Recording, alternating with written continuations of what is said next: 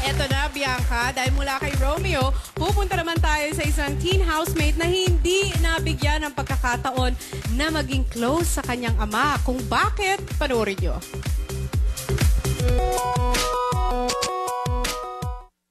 Madalas tahimik kaya na pagkakamalang suplada ang Cebuanang housemate na si Rebecca. Simple kung tingnan at hindi akalaing siya'y malaprinsesa dahil ang kanila ay may-ari ng isang malaking shipping business sa probinsya.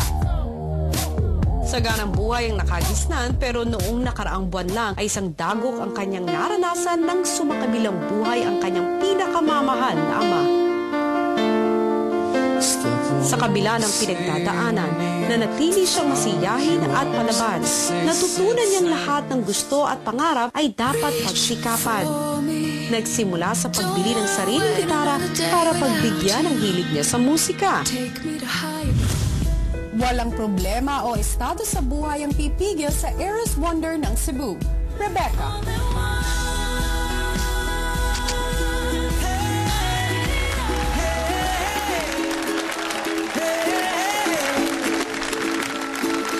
Ang heiress wonder ng Cebu, Rebecca Champion! Wow, hi!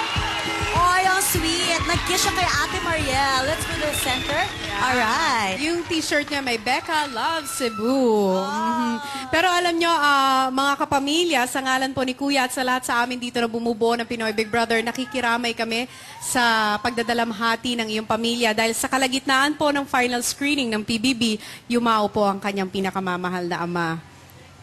At pinagpatuloy niya ang PBB dahil papasok siya ngayon bilang isang teen housemate. Paano mo ngayon ma-handle ang mga sitwasyon sa loob ng bahay ni Kuya na may pinagdadaanan ka? I'll just try to get, like, you know, just be happy, and then, of course, I'll just pray for my dad inside, and then just always think Okay, be strong, ha? Be strong. Kakayanin mo lahat yan. Ipapre-pray ka namin. Sige, Mariel, ipasok mo na Yes, ali ka na with Ate Mariel. Alam mo, magagamit mo talaga yung pagstay mo sa loob ng bahay ni Kuya para medyo mag-move on ka sa pinagdadaanan mo, okay? Alright, I hope you enjoy. Go ahead. Sino-sino pa ba ang mga